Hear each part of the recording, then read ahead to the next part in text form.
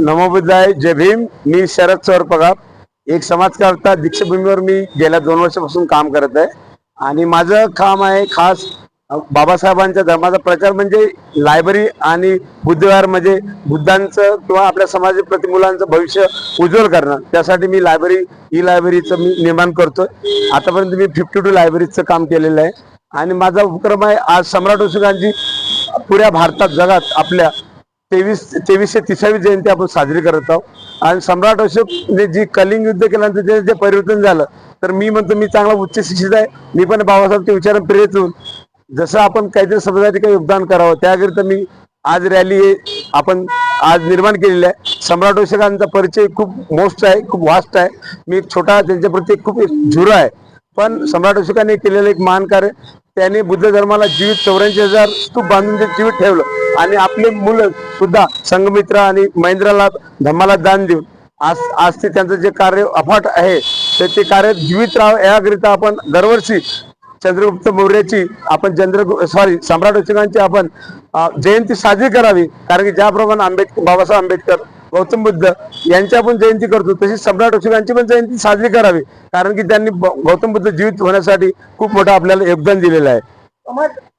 समाज बांधवांना काय एक अपील करू? माझं असंच आहे की सर, आपण जसं धम्माप्रती जागृत राहून दानप्रमिता, आपल्याला धम्माचा विकास करायचा असेल तर जागृत राहून समाजसेवात दानप्रमिता आणि समाजाचं अस्तित्व जर निर्माण करायचं असेल तर बुद्धांचा मार्ग, कारण की सर्व जग म्हणत आहे बुद्धांचा मार्ग, आम्हाला युद्ध नको बुद्ध हवा, हे सर्वांची मन आहे. तर बुद्धाला जीवित ठेवण्यासाठी आपल्याला हे सामाजिक घडामोडी करावंच लागतील. सर साहेब, लास्ट मध्ये महत्वाचा प्रश्न आहे की बौद्ध धर्मामध्ये दानपरिमितेला खूप महत्व आहे आणि दानपरिमितेच्या माध्यमातून तुम्ही एक जागृत बुद्धिस्ट म्हणून लाखो रुपयाचं दान केलेलं आहे.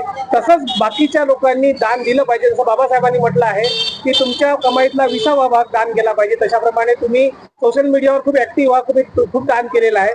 समाजाला काय संदेश द्याल दानपरिमितेच्या? माझं सर म्हणणं आहे की मी माझ्यानुसार समाजाच्या प्रत्येक व्यक्तीने समाजासाठी दानपरिमिता केलीच पाहिजे. पण बाबासाहेबांच्या नियमानं 20% आहे.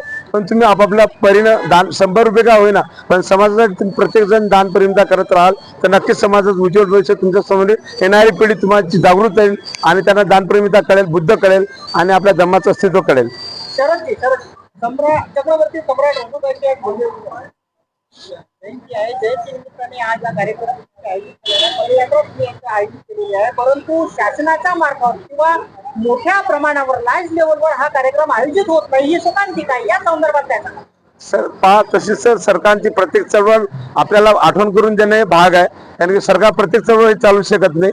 काही चळवळी आपल्याला निर्माण कराव्या लागतात, तेव्हाच पुढे समाजाचं भलं होईल. कारण की सरकार हे म्हणते प्रत्येक जयंतीच बनवा, ती त्यांच्या हिशोबाने ते सांगतील. पण आपण जागृत राहिलं तर प्रत्येक जयंती आपण प्रत्येक विचारवंताची किंवा बाबासाहेबांनी दिलेले त्यांचे धर्म जे गुरु आहेत त्यांची आपण जयंती आपण स्वखर्चाने करावी. कारण प्रत्येक ठिकाणी तुम्हाला सरकार खर्च पूर्तता देणार नाही. त्यासाठी आपण समाज बांधवांनी आता आपण सक्षम आहे आणि सामाजिक दृष्ट्या आपली आर्थिक कंडिशन पण बळकावली आहे, चांगली आपली स्थिती आहे. तर आपण दुसऱ्याच्या भरोसा न राहता आपण स्वतःच केलेलं कार्य कधी महान आहे. कारण की तुम्ही पण चॅनलवाल्यांना गरज आहे दानपरिमितीची. कारण तुम्ही पण आता समाजासाठी एक चळवळ निर्माण केलेला आहे. तुम्ही पण मीडिया लाईव्ह, कारण सोशल मीडिया आजकाल खूप ऍक्टिव्ह आहे.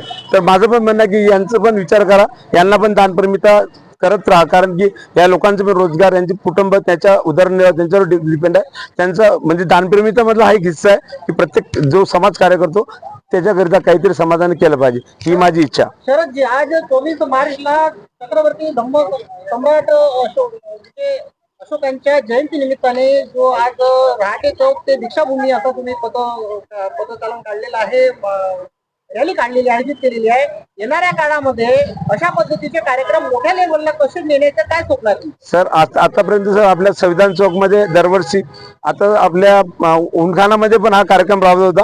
पण दीक्षाभूमीवर हे आपलं पहिलंच वर्ष आहे. दीक्षाभूमीवर कधी हा कार्यक्रम राबला नाही. तर नक्कीच आपण या सुरुवात केलेली आहे. पुढे जसं लोकांचं सहकार्य आणि आपल्याला लोकांचं मोठं योगदान लाभेल तर नक्कीच हा कार्यक्रम भव्य एक दिवस होणार. कारण की आपलं कर्ज छोट्या गोष्टीने मोठी गोष्ट निर्माण होते.